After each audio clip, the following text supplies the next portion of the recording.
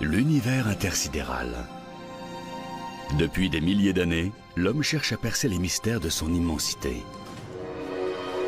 Télescopes, navettes spatiales, sondes, l'homme a tout tenté. Pourtant, l'univers nous échappe toujours. Embarquez avec nous pour un voyage à travers l'inconnu, dans les profondeurs de l'infini, toujours plus haut, toujours plus loin, en quête de réponses. Partons à la découverte du cosmos.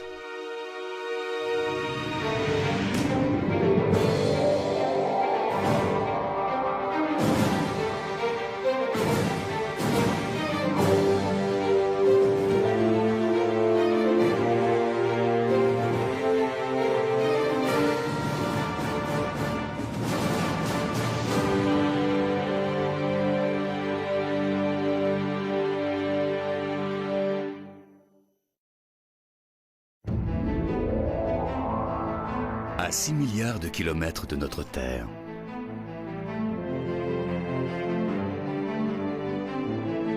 À 4 milliards 500 millions de kilomètres. Alors que nous traversons l'orbite de Pluton en route vers la Terre, une question demeure. Si les distances à l'intérieur même de notre système solaire sont aussi gigantesques, qu'en est-il de l'univers tout entier? Y a-t-il autre chose au-delà de ces limites? Voici Jupiter situé à plus de 800 millions de kilomètres de la Terre.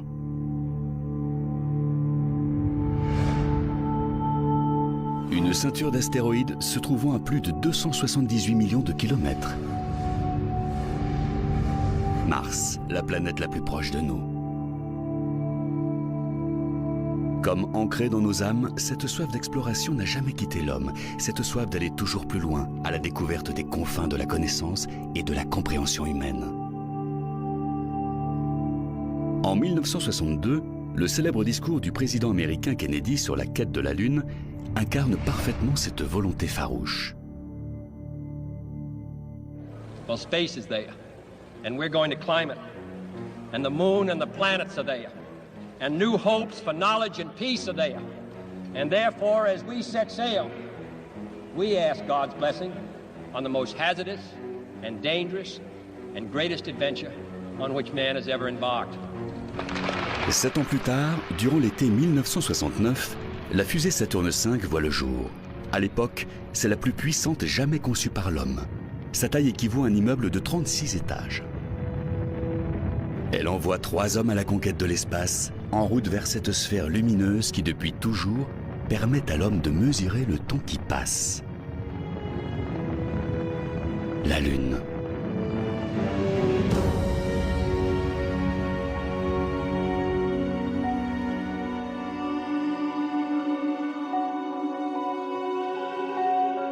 Il leur faudra 3 jours pour atteindre notre voisin le plus proche.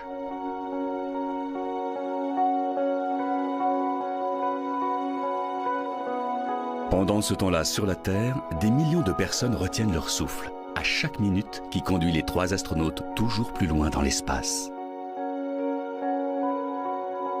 Une mission qui incarne à elle seule des millénaires de rêves et d'aspirations.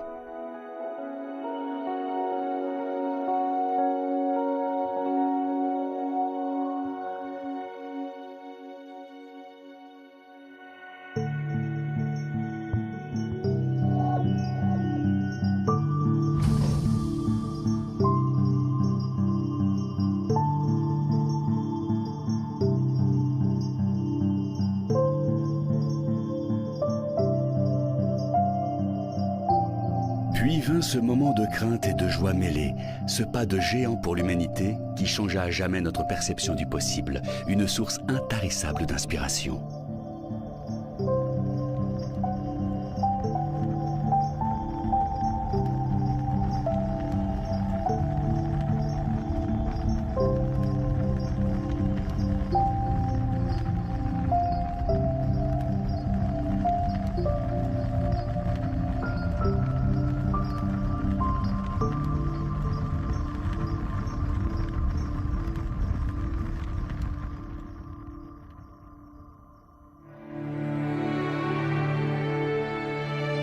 Pour se faire une idée de l'immensité de l'espace, commençons par les deux endroits de l'univers les plus importants pour notre planète bleue.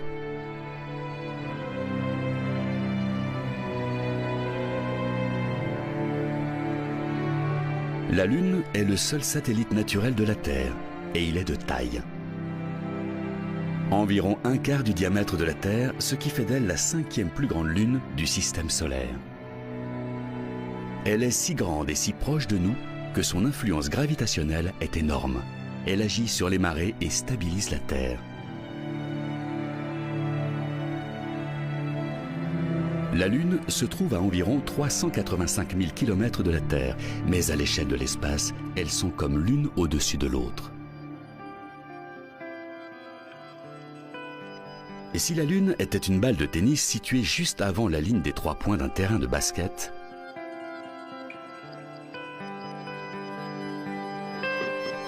la Terre aurait la taille d'un ballon de basket posé sur le panier, soit à un peu plus de 7 mètres l'une de l'autre. Si loin et pourtant si proche.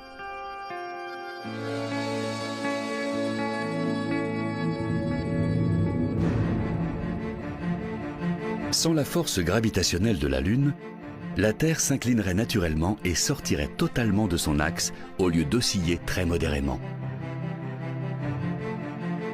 En cas de trop forte inclinaison, la lumière du Soleil ne réchaufferait plus la Terre de la même manière, et cela entraînerait une autre répartition des couches de glace entre les deux pôles et sur le reste de la planète. Notre climat à l'équilibre si fragile en serait totalement bouleversé.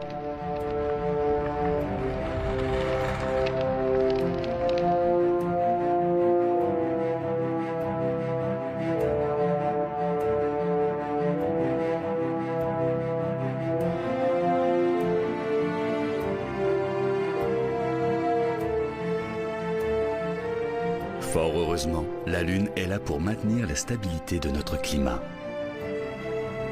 La Terre, au gré d'une force gravitationnelle ancestrale, continue d'exercer son attraction sur la Lune, qui décrit un cercle à l'infini, telle une bille sur son rail. Sans cela, elle dériverait loin dans l'espace.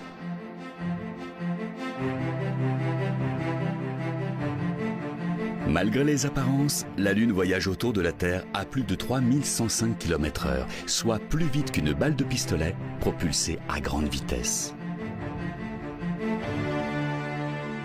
Pourtant, lorsqu'on l'observe de la Terre, elle semble totalement immobile.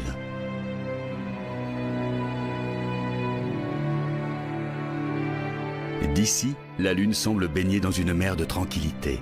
Ce sont même tous les objets en orbite autour de notre planète qui donnent cette impression. Mais les apparences sont parfois trompeuses. Lorsqu'on regarde les images d'archives de la Station spatiale internationale ou d'une navette spatiale en orbite à une distance de plus de 400 km de la surface de la Terre, on a du mal à se faire une idée de la vitesse réelle de ces deux engins. En réalité, ils se déplacent à plus de 20 fois la vitesse d'une balle.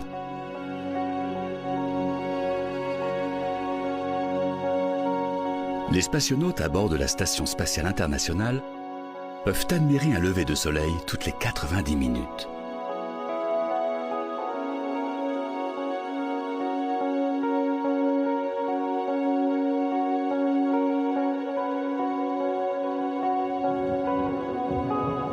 Supposons que la navette se trouve à quelques centimètres de la Terre. Que donnerait de ce nouveau point de vue une vitesse de plus de 27 000 km/h à l'œil nu?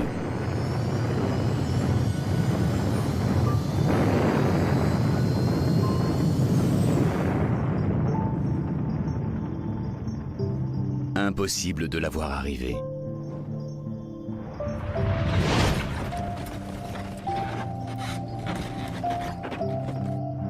Seul le vrombissement de son passage à plus de 8 km/s se ferait entendre. Car avant même d'avoir pu esquisser le moindre mouvement de tête, la navette aurait déjà disparu à l'horizon sans laisser de traces.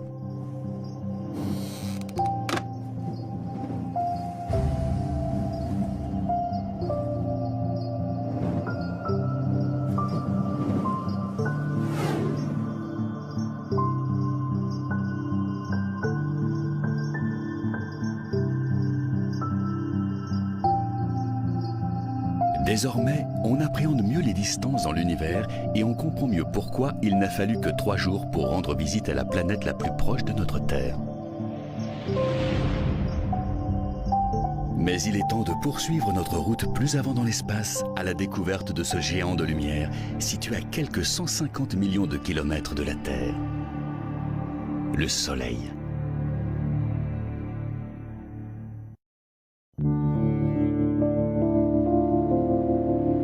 Voici la star de notre système solaire. Sans lui, la Terre et la Lune ne seraient qu'amas sombres et glaciales de rochers, dérivant inlassablement dans l'espace.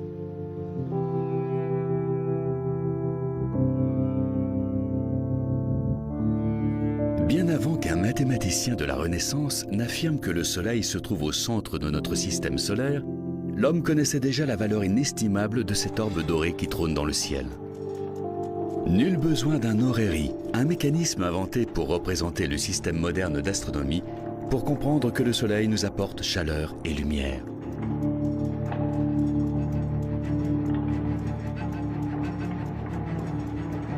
Notre galaxie est constellée d'étoiles, et le Soleil en est la plus importante.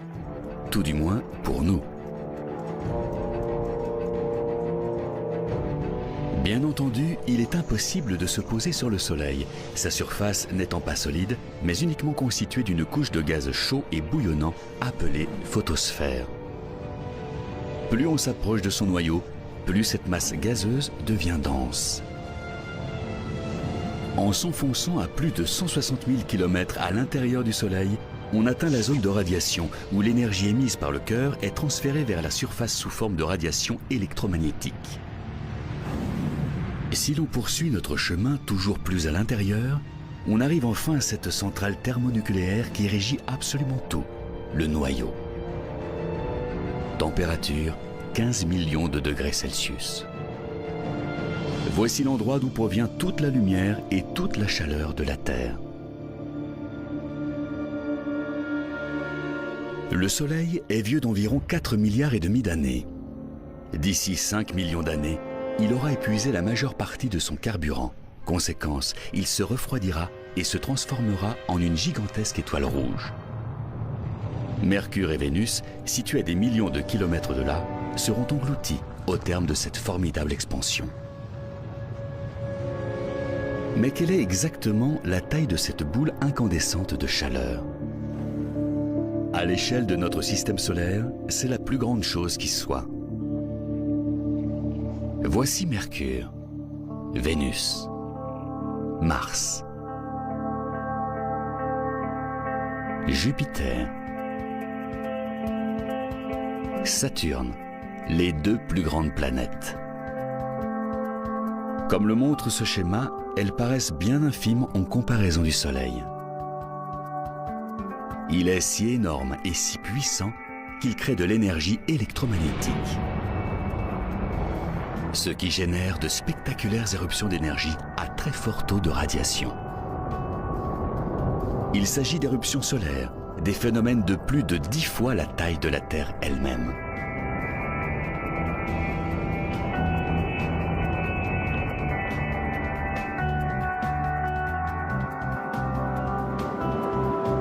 Si vous décidez de faire le tour de la Terre en avion, vous êtes sûr de vous embarquer pour un long voyage.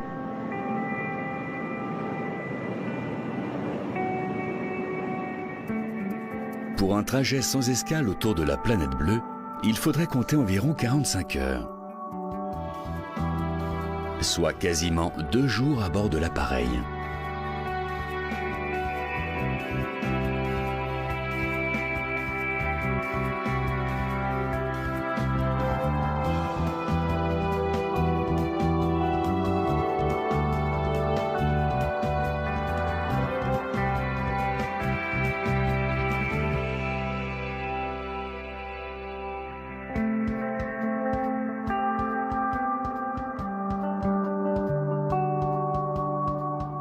Mais avec une circonférence 109 fois supérieure à celle de la Terre, un voyage autour du Soleil durerait 200 jours.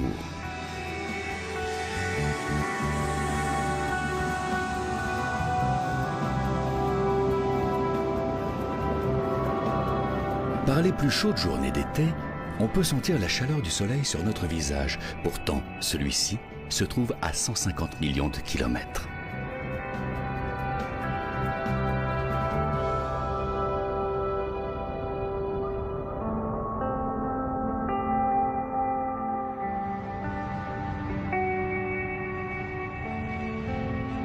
Fort heureusement, nous sommes à la distance parfaite des flammes de cette fournaise stellaire. Ni trop près, ni trop loin.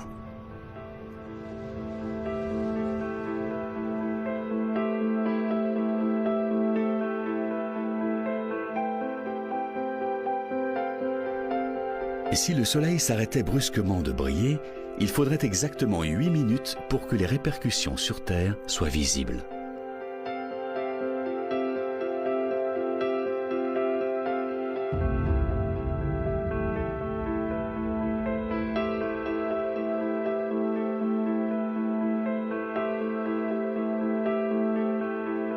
La masse colossale du Soleil exerce une telle force d'attraction gravitationnelle que les planètes sont obligées de tourner en orbite autour de lui.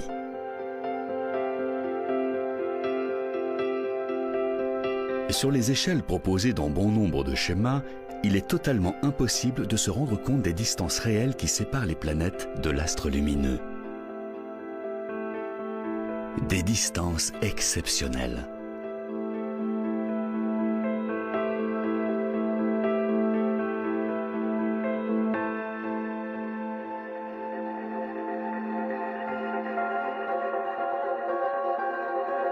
Imaginez que nous décidions d'entreprendre un petit tour des différentes planètes du système solaire à bord d'une fusée Apollo. En partant du Soleil, il faudrait à peu près 60 jours pour atteindre la planète la plus proche. Maintenant, installez-vous confortablement dans vos sièges, car ce n'est que le début du voyage. Prochaine étape, Vénus, 12 jours de plus. Et ce n'est qu'au bout de 5 mois de ce voyage interstellaire que nous atteindrions la Terre. Puis encore 3 mois supplémentaires pour découvrir la planète rouge, Mars. Mais il faudra attendre 2 ans pour que Jupiter soit enfin visible.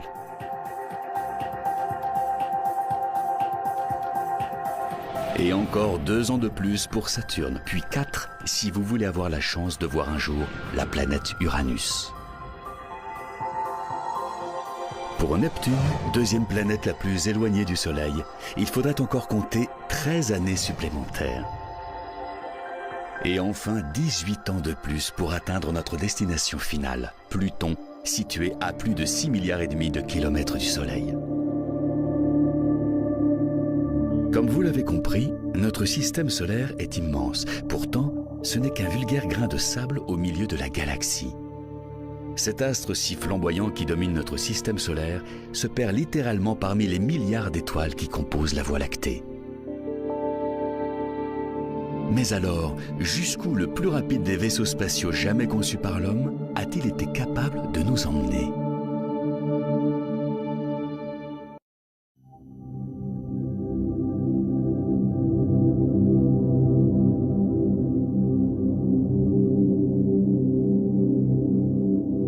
Après ce long périple qui nous a conduits du Soleil aux planètes les plus éloignées, on se fait une meilleure idée de la distance entre chaque corps céleste.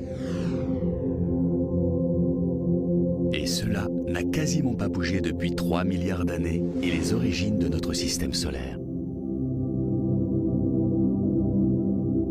Mais aux confins de celui-ci, dans une zone appelée la ceinture de Kuiper, les choses ne sont pas aussi immuables. Ici se cachent plusieurs planètes naines, dont Pluton, ainsi que des millions de corps célestes glacés qui dérivent à travers l'espace. En majorité, des restes de planètes glacées qui datent de la formation de notre système solaire. Il y a plus de 4,5 milliards d'années.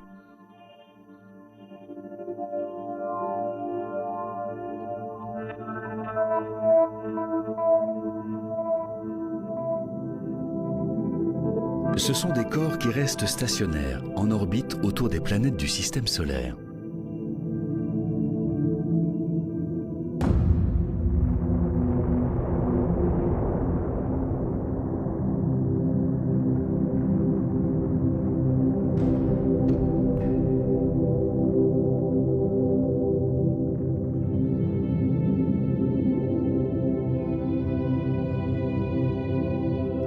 temps à autre, des turbulences gravitationnelles engendrées par Neptune ou Uranus font dévier ces sortes de blocs de glace de leur orbite d'origine et les envoient dans le système solaire interne sous forme de comètes à courte période.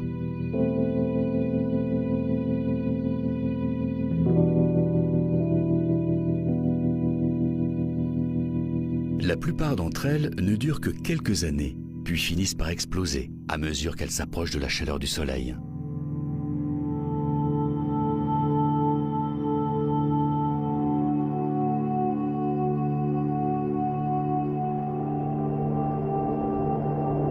Cette même chaleur qui provoque l'évaporation des couches externes de ces corps glacés, laissant échapper du gaz et de la poussière. Les vents solaires transforment toutes ces particules en une longue queue qui pointe à l'opposé du Soleil.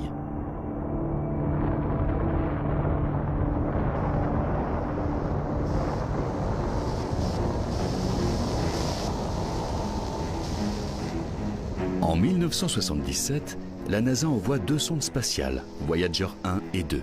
Elles filent à travers l'espace à une vitesse de 56 000 km/h. Soit 2 fois la vitesse d'une navette spatiale en orbite.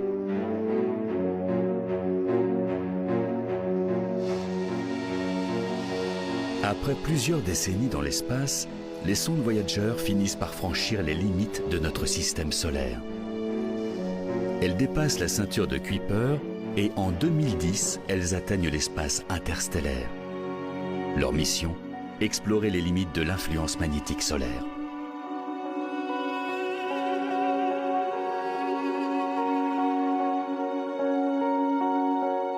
Au-delà de la ceinture de Kuiper, à la frontière du royaume du Soleil, s'étend un vaste ensemble sphérique appelé le nuage d'Oort. Sa limite externe se situe à 750 milliards de kilomètres du Soleil.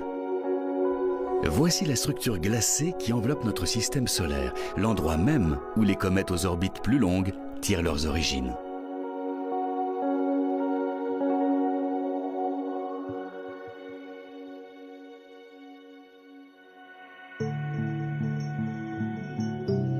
La comète Hale-Bopp en est un bel exemple. Sortie du nuage d'Oort, elle navigue vers le Soleil dans un véritable éclat de lumière. En 1997, lors de son passage près de la Terre, Hale-Bopp devient visible à l'œil nu. Près de la Terre, tout est relatif, à plus de 160 millions de kilomètres. La dernière fois qu'elle s'est approchée aussi près de nous, c'était il y a 4200 ans. La Grèce antique et l'Empire romain n'avaient pas encore vu le jour.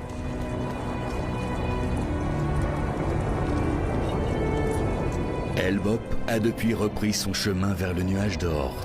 De retour à son état glacé, sa longue queue brillante n'illumine plus l'espace. Elle ne sera sans doute pas de retour avant plus de 2400 ans.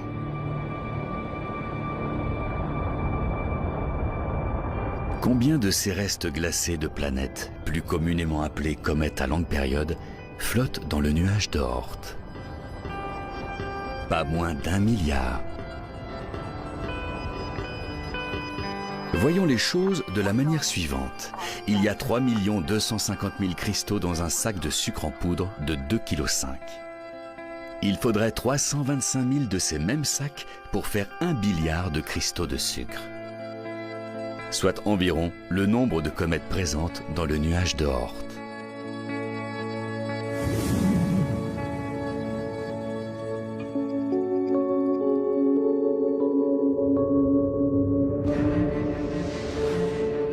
Le nuage d'Oort est si vaste qu'il s'étend sans doute jusqu'à 1/3 de la distance qui nous sépare de Proxima du Centaure, l'étoile la plus proche de nous après le Soleil. Néanmoins, notre voisin stellaire se trouve quand même à plus de 4,3 années-lumière de la Terre.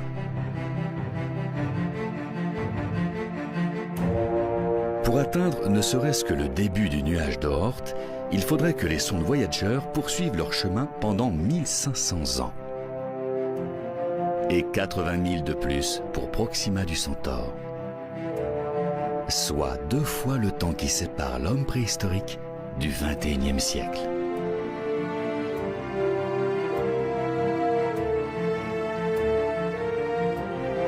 Pour atteindre le groupement d'étoiles ou astérisme le plus proche de la Terre, qui se trouve à 4,3 années-lumière de la Terre, il faudrait parcourir une distance de plus de 40 milliards de kilomètres. Pour une telle entreprise, seul un vaisseau spatial capable de transporter plusieurs générations d'explorateurs parviendrait au bout du voyage. Un vaisseau de la taille d'une ville.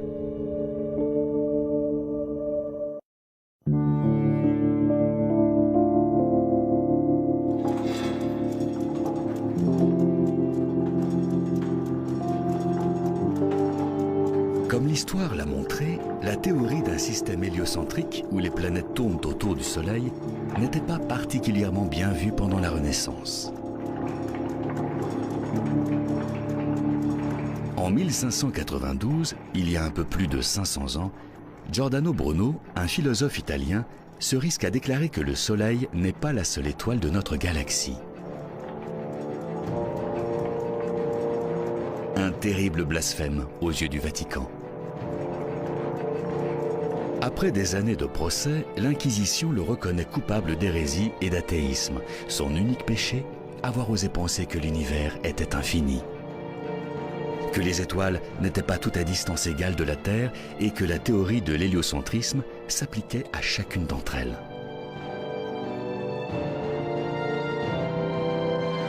Bruno paiera ses idées de sa vie. En l'année 1600, il est brûlé vif.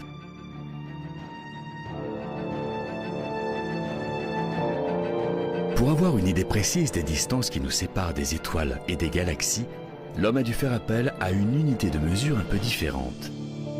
Une unité de mesure basée sur la vitesse de la lumière. La lumière voyage à une vitesse approximative de 300 millions de mètres par seconde.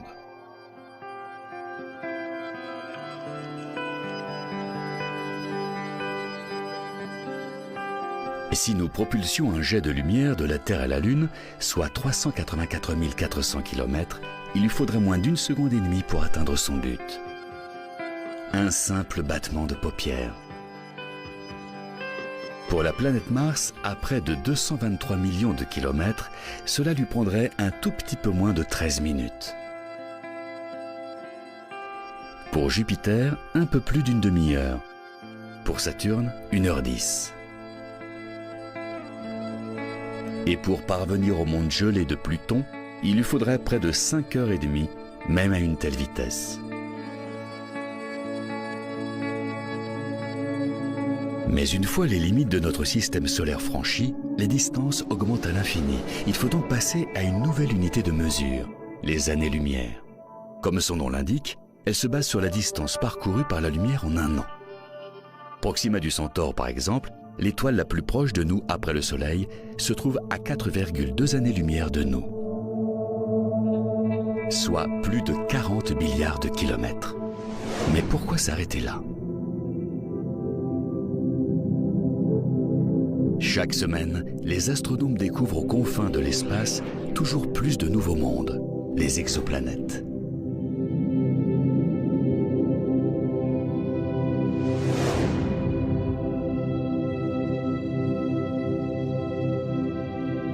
À 20 années-lumière de la Terre, dans la constellation de la Balance, se trouve une petite étoile ou naine rouge du nom de Gliese 581. Selon les scientifiques, il est possible qu'une planète du type de la Terre soit en orbite autour d'elle.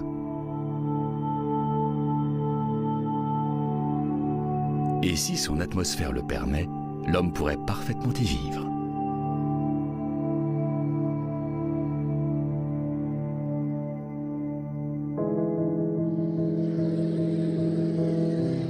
Mais comment faire pour l'atteindre?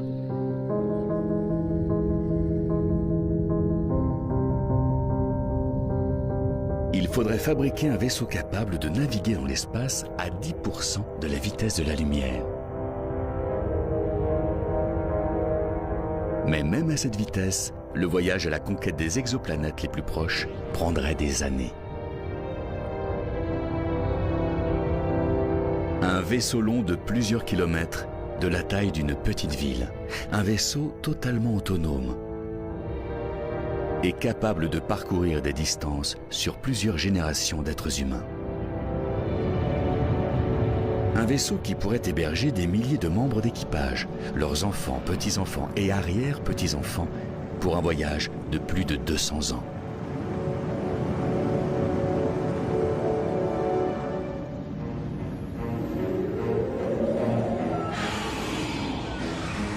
Tout comme les bâtisseurs des plus belles cathédrales du Moyen-Âge, ils seraient incapables de voir leur chef-d'œuvre achevé.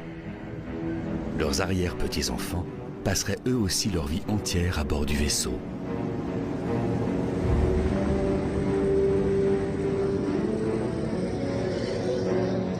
Mais eux non plus ne verraient jamais Gliese 581.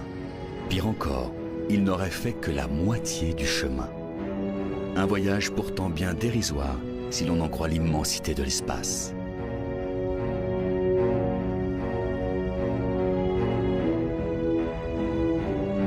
L'ensemble du système solaire s'étend sur plus de 5000 années-lumière et ce n'est qu'une infime partie de notre galaxie. Pour couvrir une telle distance, c'est un véritable périple interstellaire qui attend l'homme à bord de cette gigantesque colonie spatiale.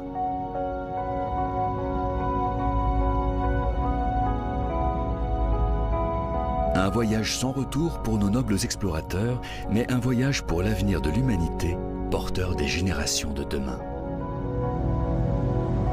En route vers une terre promise où l'humanité pourrait à nouveau trouver abondance et prospérité.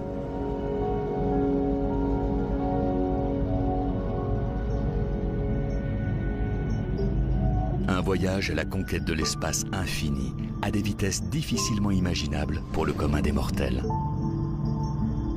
Sa destination finale? Un monde étrange et imaginaire dont l'homme a longtemps rêvé.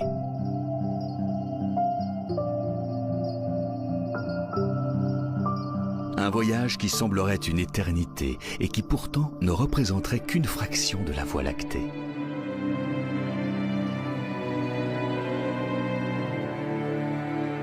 Pour avoir une chance de briser les frontières de notre galaxie et se perdre toujours un peu plus dans les profondeurs de l'espace, nous serions obligés de propulser le vaisseau à des vitesses inouïes.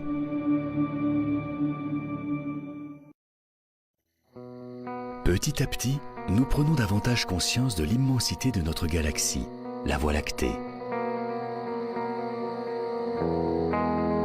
Lors des nuits les plus claires, il est parfois possible de l'apercevoir. Cet îlot de forme ovale tire son nom de cette bande à peine visible de lumière blanche qui s'étend à travers le ciel. Les points lumineux qui ressemblent à des étoiles sont en fait des groupements d'étoiles. De millions d'étoiles. C'est ici que se trouve le centre de la galaxie, sa partie la plus brillante. Comme nous sommes à l'intérieur, il est impossible d'en voir sa totalité. La Voie lactée est tout autour de nous. Dès lors, qui peut blâmer nos ancêtres d'avoir cru que la Terre était au centre de la galaxie? Le soleil se lève chaque matin et se couche chaque soir, nous offrant par là même un spectacle nocturne du paradis céleste. Et pourtant, lorsqu'il ne brille pas de mille feux dans le décor bleu-azur d'un ciel sans nuages, le soleil reprend sa place dans l'obscurité du ciel, parmi les centaines de milliards d'étoiles qui peuplent la Voie lactée.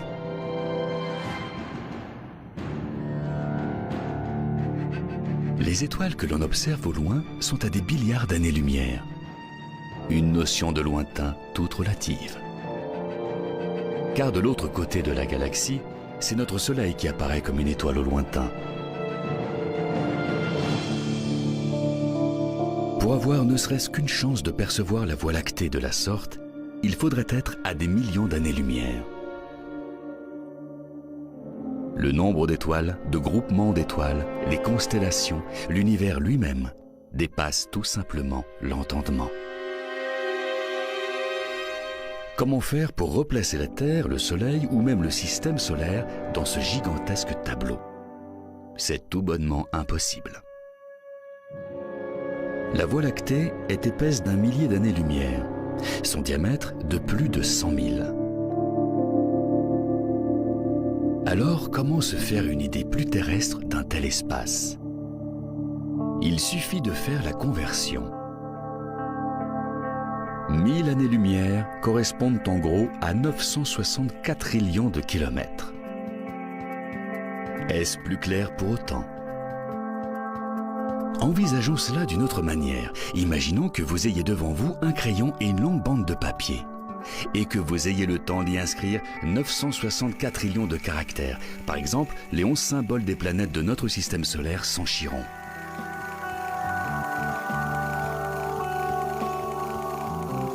Eh bien, cette bandelette de papier ferait plus de 3000 fois le tour du Soleil. Cet exemple nous permet-il de visualiser de manière un peu plus précise un tel nombre? 964 trillions de kilomètres? L'immensité de la Voie lactée? Rien n'est moins sûr.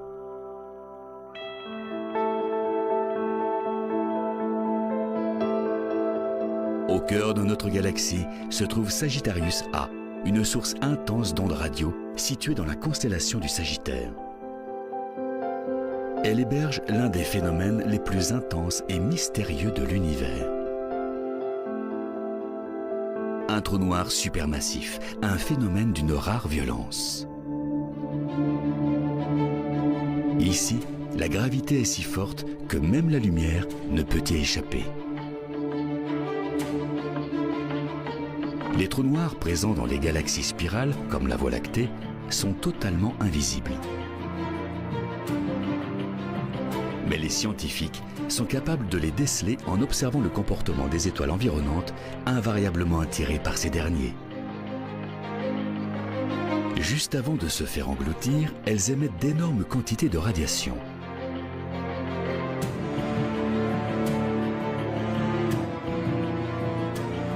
Plus de 4 millions de fois supérieure à la densité du Soleil. Le trou noir de Sagittarius A fait disparaître sans laisser de traces des amas d'étoiles entiers. Ici, le temps et l'espace tels que nous les connaissons cessent d'exister.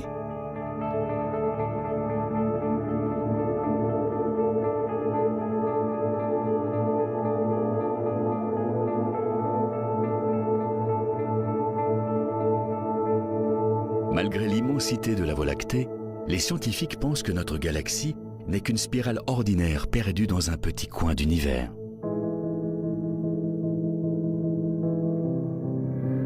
Supposons que notre vaisseau spatial intergénérationnel puisse embrasser un jour la vitesse de la lumière. Il faudrait tout de même 2 500 000 années terrestres pour atteindre Andromède, la galaxie la plus proche de nous. Même à la vitesse de la lumière, sa progression serait totalement imperceptible à l'échelle de l'espace. Seuls nos descendants pourraient atteindre cette étrange et nouvelle galaxie par le biais d'un trou de verre. Et avec un peu de chance, ils y trouveraient une planète habitable et abandonneraient leur vaisseau. Ils se mettraient à la recherche de nourriture, se fabriqueraient des abris et commenceraient à fonder des sociétés telles que nous les connaissons sur Terre. La réussite finale d'une mission planifiée sur des générations entières.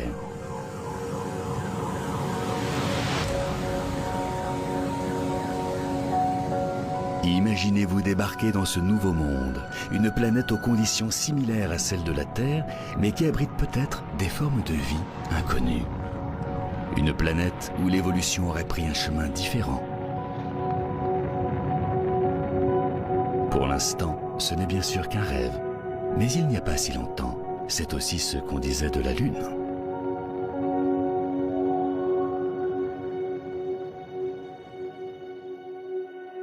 Quel sort peut bien réserver l'avenir à notre espèce sur Terre? Ce voyage interstellaire à la découverte d'une nouvelle planète sera-t-il un jour nécessaire?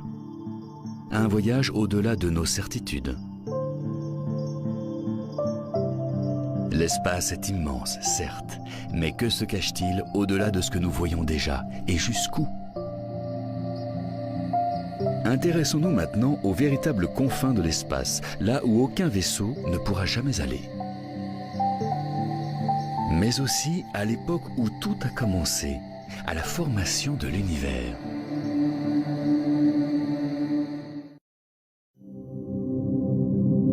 En 1923, un jeune astronome du nom d'Edwin Hubble travaille à l'observatoire de Mount Wilson, en Californie. Un jour, il pense tomber par hasard sur la nébuleuse d'Andromède.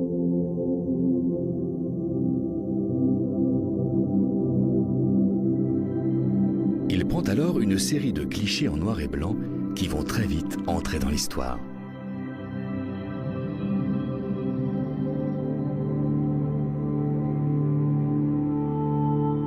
Il ne le sait pas encore, mais le scientifique vient tout simplement de faire l'une des plus grandes découvertes du XXe siècle. Andromède n'est pas un groupement d'étoiles à l'intérieur de la Voie lactée. Edwin Hubble vient de mettre au jour une nouvelle galaxie.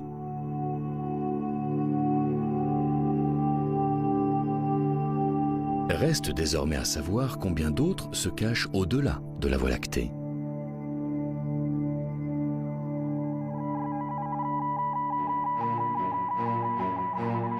En 1990, la NASA procède au lancement d'un télescope orbital ultra puissant, baptisé en l'honneur d'Edwin Hubble.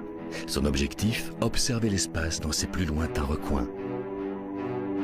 De la taille d'un quart, Hubble navigue en dehors de la distorsion atmosphérique de la Terre.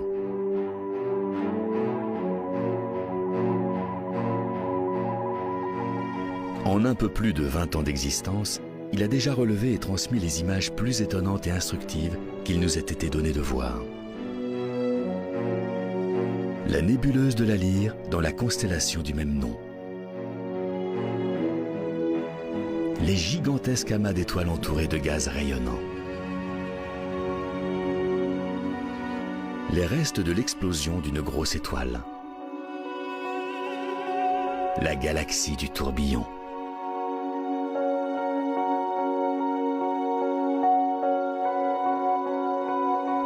Les piliers de la création, véritable colonne de poussière interstellaire.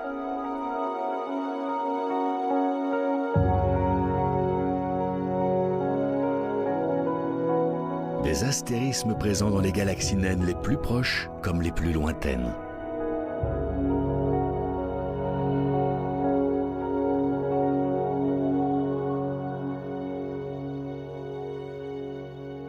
La nébuleuse de la Carène.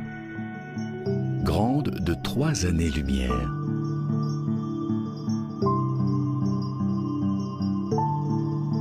Les galaxies spirales à 30 millions d'années-lumière de la Terre.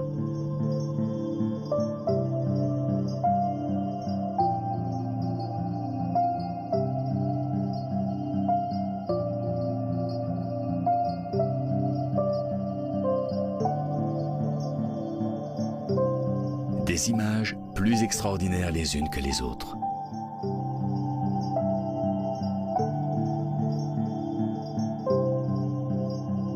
Mais il y a une image prise par Hubble sur une période de 4 mois pendant l'année 2003 qui représente une avancée capitale, au même titre que la découverte par Edwin Hubble en 1923 de la galaxie d'Andromède. À première vue, on ne dirait rien de plus que des étoiles dans la nuit. Mais en observant de plus près, on décèle plus de 10 000 corps célestes. Pas d'étoiles, ni de système solaire ou même de groupement d'étoiles. Pratiquement chacune de ces minuscules boules de lumière sont des galaxies.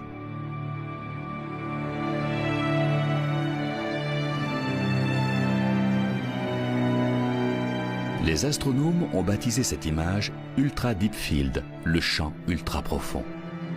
Le plus exceptionnel dans la découverte de ces 10 000 galaxies, c'est que l'image prise par le télescope Hubble ne compte que pour 1/124 millionième de l'ensemble du ciel.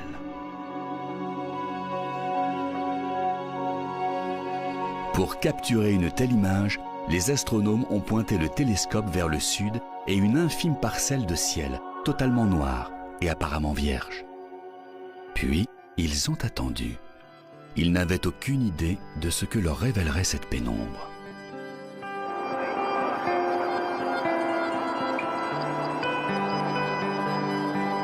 Pour se faire une meilleure idée du point de vue d'Hubble, imaginez que vous êtes un spationaute flottant dans l'espace et que vous teniez un crayon à bout de bras. Caché par la gomme, un minuscule bout d'espace. Derrière lui se trouvent ces 10 000 galaxies. Et ce n'est pas tout. Toujours sur ce cliché, les astronomes vont déceler 5000 galaxies supplémentaires dans le flou de l'image. Parmi elles, certaines des plus anciennes. L'univers à l'état de nouveau-né. La lumière de ces galaxies nous propulse à plus de 13 milliards d'années-lumière en arrière, soit quasiment à l'époque du Big Bang.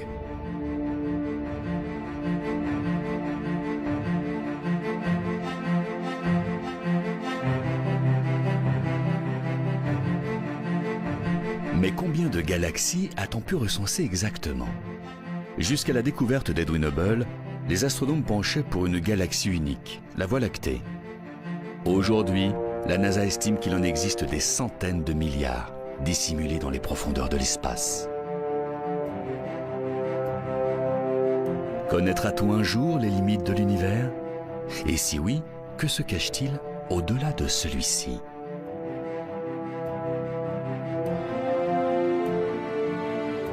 Tout le monde espère qu'un jour nous serons capables de découvrir les secrets d'un univers aussi complexe que démesuré.